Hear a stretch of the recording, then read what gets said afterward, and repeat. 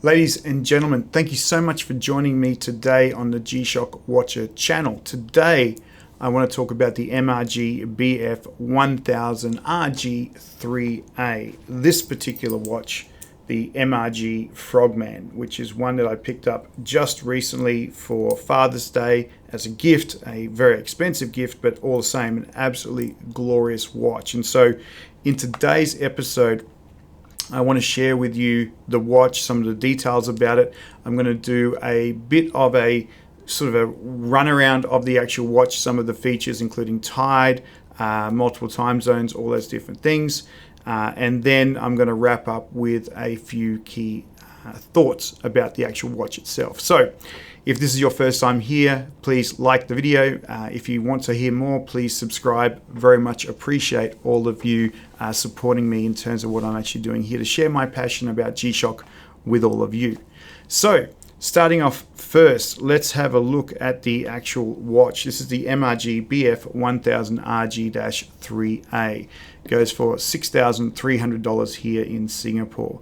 And what's really nice about this particular watch is you can sort of see it's a very, very nice colored watch. I mean, I think it's a fantastic looking color. You've got this sort of titanium gray or light gray casing in the actual watch. I think the watch face itself, the sort of the olive yellows, I might sort of say, olive yellows and the oranges, very nice layout. You've got some very, very easy features to be able to go ahead and actually read. Nice features on the actual crown, the wristband screws, and the resin band itself is just really, really nice. Like I say, super, super comfortable to wear from a watch standpoint. Now, this watch, while it's an MRG Frogman, it does have some dive capabilities built into it, but as they sort of say, it's not a scientific measured watch, right? So most people will typically go ahead and use dive computers and things like that, but it does have some dive capabilities built into the watch that you can go and leverage. The nice thing about this as well is the crystal screw back here. So the green with the Frogman, it's got a really nice look about it. I think it just looks fantastic. It's a really great looking watch from that point of view. So I had some time to be able to go ahead and actually take this watch on the road with me in Hong Kong and China recently, and I wore it for the entirety of the trip. Now, what I would say about this watch, which is really great, is this resin band, right? This resin band is, as you can see, it's very, very flexible. I'm not actually putting any real pressure on this at all. It just bends and it's soft and it's easy to use. Now, in comparison, today I'm wearing the Mudman, and this particular watch, if we go through and have a look, it's very stiff, right? So yes, I can bend it, but I do need to put a little bit more pressure on it versus something like this one. This one just bends so much easier than the actual Mudman. And so when you do wear this particular watch, you can wear it fairly tightly on the wrist, right? You can sort of put it in there and get it to a fairly tight location, but it doesn't feel like it overly pressures you when you're actually wearing it on the watch. So that's a really, really good thing to be able to actually wear from a comfort point of view, from an all-day wearing point of view as well. So really, really great watch. So at this point, let me quickly go ahead and actually show you the overview of the watch, and I'm going to go ahead and do that outside where it's a little bit brighter. This watch, the MRG-BF1000RG, it's a very, very nice watch, and certainly the green goes with the area we're actually sitting in right now. And this green resin band is absolutely fantastic. It's super soft, super pliable, much different to the watch here, the Mudman. This resin band is actually quite rigid, whereas on the MRG watch, this resin band itself is really quite a nice and flexible watch. Very, very comfortable to wear, and we'll obviously have spoken about that a little bit in terms of that experience. So going around the watch, let's go through and actually have a look at it. So we've got 4 buttons, A, B, C, and D.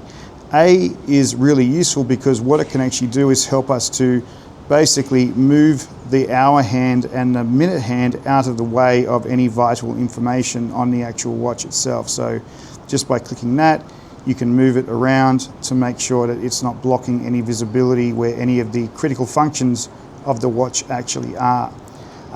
Your button up the top here, this is our B button. This is predominantly used for illumination. Of course, maybe you might see down the bottom there, illumination comes from this angle here. A bit hard to see outside, but certainly we would show you the lume of the watch in this video. Down the bottom here, this is the D button.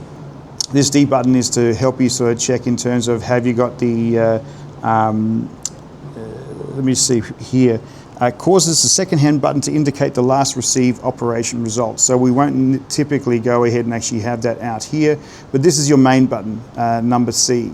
Number C? Letter C.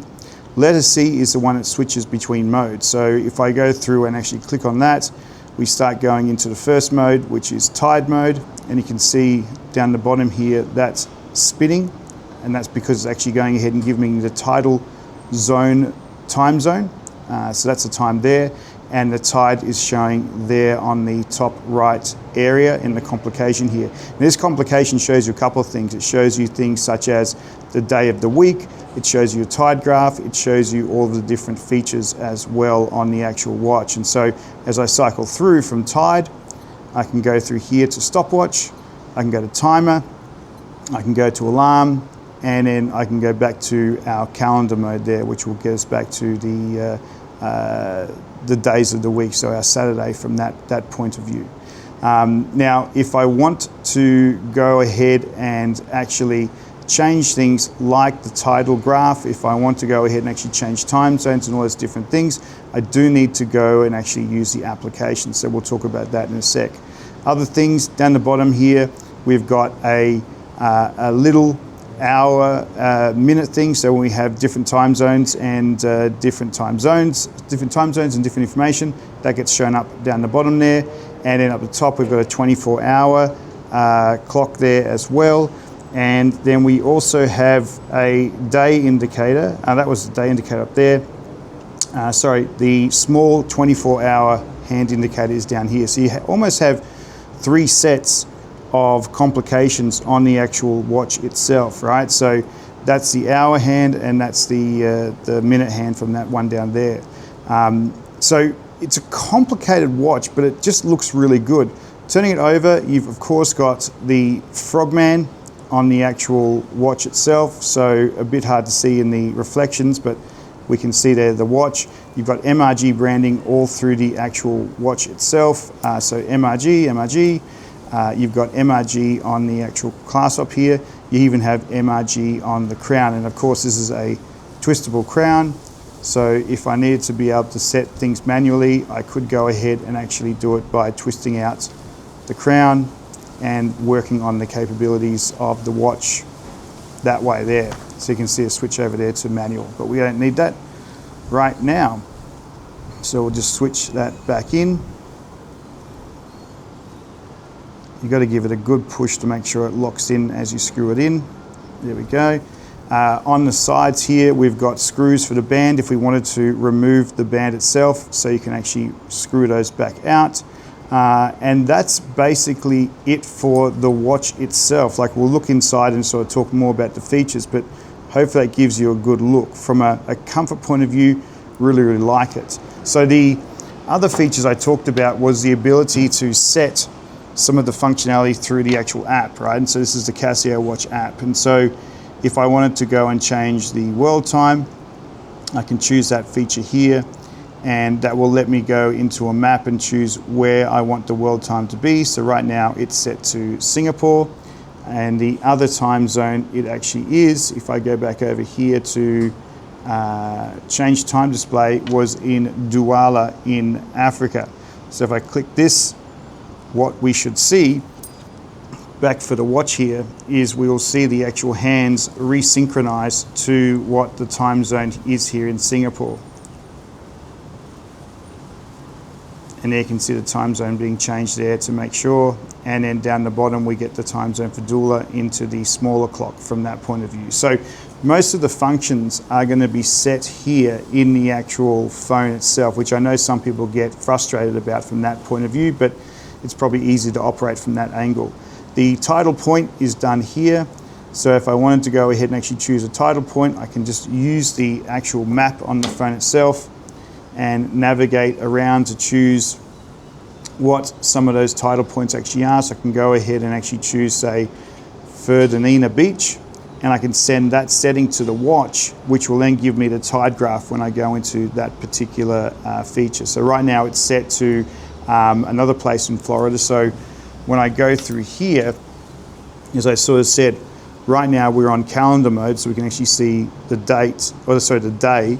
If I go through and click calendar once, it will actually go to the tidal display, and you'll see that tide go up there. So we're getting close to high tide in our location here.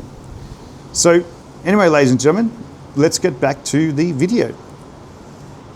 So in terms of lume on this particular watch, it's always going to be a little bit hard to actually show it here. So here's a picture of what that lume looks like using a very scientific experiment of actually putting the watch under the bed with the covers over my head.